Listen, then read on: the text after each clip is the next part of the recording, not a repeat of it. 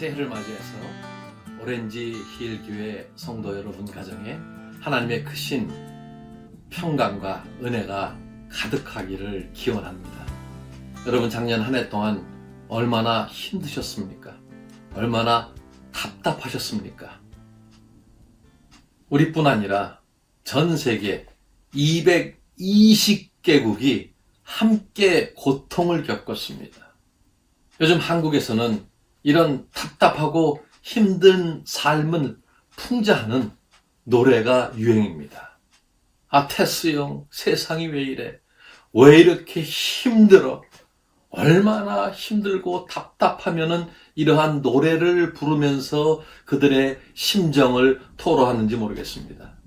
그런데 테스 형, 소크라테스 형에게 물어본다고 무슨 해결이 있겠습니까? 저는 오늘 누가 형에게 물어보겠습니다.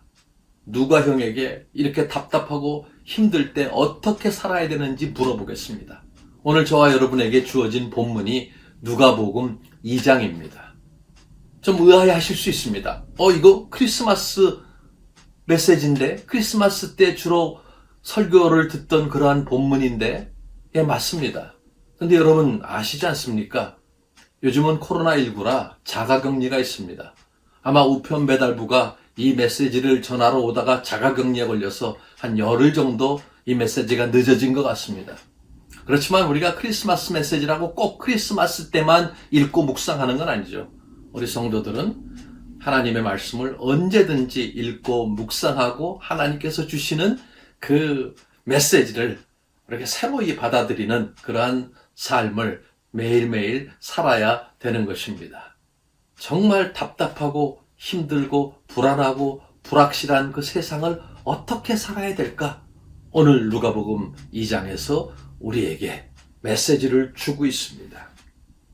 여러분, 코로나19에 대한 백신이 개발돼서 인류들에게 희소식을 줬습니다. 지금 백신을 맞느라고 한창입니다. 그런데 복음이라는 것은 죄로 인해서 하나님과 단절되었던 사람들에게 이것은 영원한 백신입니다. 구약 성경에 지속적으로 선지자들이 하나님의 그 지도자들이 외쳤습니다. 메시아가 오실 것이다. 메시아가 오실 것이다. 메시아가 오셔서 깨졌던 인간과 하나님의 관계를 회복시킬 것이다. 구약시대 내내 외쳤습니다. 그리고 말라기 선지자를 마지막으로 그 메시지가 끊겼습니다. 그리고 신약의 세례 요한이 올 때까지 약 400년이란 기간이 있었는데 그 기간은 침묵 시대였습니다. 아무런 메시지도 없었습니다.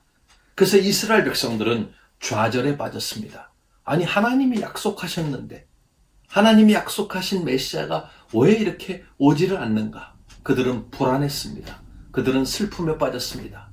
그런데 400년이 지난 어느 날 천사 가브리엘이 복된 소식을 전해줍니다. 그것이 오늘 누가복음 2장의 말씀입니다. 누가복음 2장은 이렇게 시작합니다. 이때 가이사 아구스토가 영을 내려 천하로 다 호적하라 했으니 이 호적은 구레뇨가 수리아 총독되었을 때에 첫 번 한 것이라 그랬어요. 자, 여기 1절에 가이사 아구스토가 나옵니다. 가이사 아구스토가 통치할 때 옥타비아누스를 말합니다. 로마의 황제입니다. 그리고 구레뇨가 수리아 총독으로 있었을 때 호적을 하라는 명이 떨어졌다고 기록하고 있습니다. 누가는 역사를 정확하게 기록하고 있습니다. 2000년 전에 이 지구상에 일어났던 일을 기록하고 있습니다. 여러분, 그리스도인뿐 아니라 세계 역사가 예수 그리스도가 이 땅에 온 것을 증명하고 있습니다. 인류 역사상 가장 위대한 사건을 한 가지를 꼽으라고 한다면 그것은 예수 그리스도께서 2000년 전에 이 땅에 오신 사건입니다. 우리는 역사를 히스토리라고 합니다. 우리 많은 그리스도인들이 히스토리를 히즈 스토리라고 합니다. 그의 이야기, 예수 그리스도의 이야기. 여러분, 올해가 2021년입니다. AD 2021년입니다. AD 무슨 말씀입니까? In the year of the Lord. 주님의 해에 이런 뜻입니다. 그럼 BC는 뭐예요? Before Christ. 예수 그리스도 탄생 전에.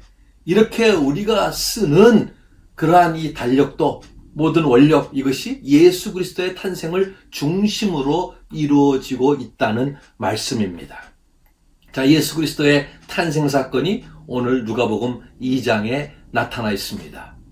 호적을 하러 마리아와 요셉이 베들레헴으로 가고 베들레헴 마구간에서 예수님이 탄생하십니다. 그때 천사가 나타나서 목자들에게 알립니다. 목자들에게 기쁜 소식을 알립니다. 온 백성에게 미칠 큰 기쁨의 좋은 소식을 전하고 있습니다. 여러분, 복음이라는 것은 모든 두려움을 없애줍니다. 죄로 인한 형벌에 대한 두려움을 없애줍니다. 또 인생의 모든 두려움을 극복하게 해줍니다. 그리고 복음은 우리에게 기쁨을 줍니다. 오늘 본문에 보면 아주 우리에게 잘 알려진 구절이 있습니다. 14절에 지극히 높은 곳에서는 하나님의 영광이요 땅에서는 기뻐하심을 입은 사람들 중에 평화로다 그랬습니다. 복음은 우리에게 평화를 갖다 줍니다. 마음의 평강을 가져다 줍니다. 마음속에 있는 모든 갈등과 염려를 제거하고 마음의 평강을 가져다 줍니다. 이미 우리는 복음을 받아들이고 죄의 문제를 다 해결했습니다. 그리고 영생을 누립니다. 그러나 새 아침을 맞이해서 우리는 이 복된 소식에 대해서 다시금 우리 마음속에 되새겨 봐야 됩니다. 정말 내 삶에 이로 인한 기쁨이 있는가? 땅에서는 기뻐하심을 입은 자들의 중에 평화로다 그랬어요. 복음을 받아들이고 하나님과의 관계 회복으로 말미암아 영생을 입은 자들, 영생을 얻은 자들에게는 기쁨이 있고 그에 따르는 평강이 있다는 말씀입니다. 더 이상 죄에 대한 그 형벌로 인해서 갈등이 없습니다. 여러분 마음속에 평강이 있습니까? 여러분의 절망을 소망으로 바꾸었습니까? 연초에 우리는 다시금 복음에 대한 새로운 감격과 기쁨으로 이 연초를 시작해야 됩니다. 코로나는 결국은 종식될 것입니다. 우리는 코로나로 인해서 더 이상 두려워할 필요가 없습니다. 힘들어하지 마시기 바랍니다. 물론 조심해야 할 필요는 있습니다만은 우리는 두려워해서는 안 됩니다.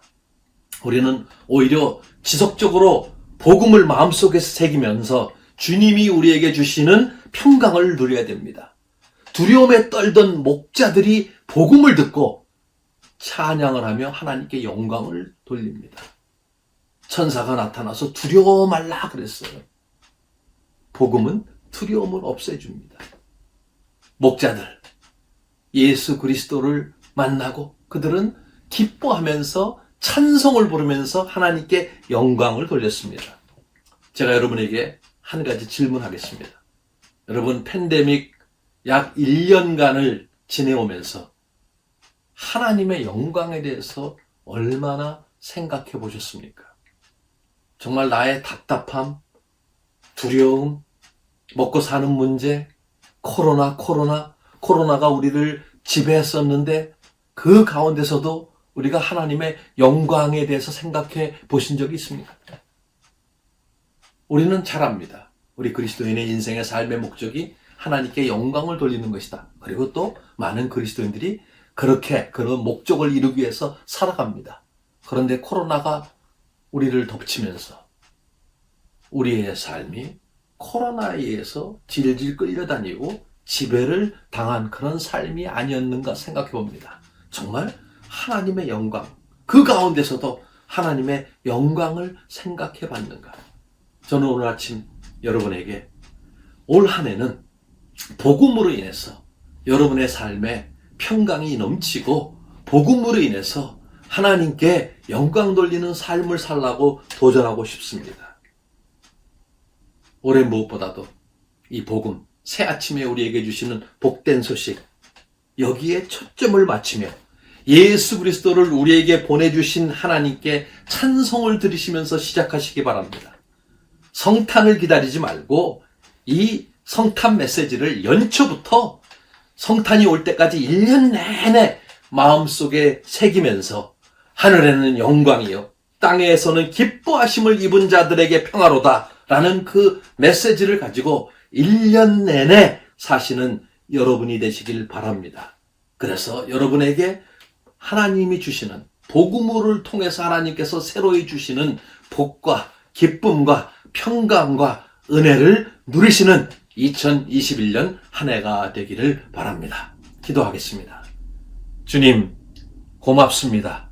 2021년 새해를 저희가 성탄해 주시는 메시지, 복된 메시지, 기쁜 소식, 복음을 들음으로써 시작했습니다. 하나님, 이 복된 소식을 저희 마음속에 새기며 이 복된 소식을 우리에게 허락하신 그 하나님께 감사를 드리며 복음을 우리의 가슴에 안고 더욱더 뜨거운 마음으로 하나님께 영광을 돌리겠다고 마음에 결심하면서 한 해 한 해 살아가는 우리 모두 될 수 있도록 하나님께서 큰 은혜를 내려 주시옵소서.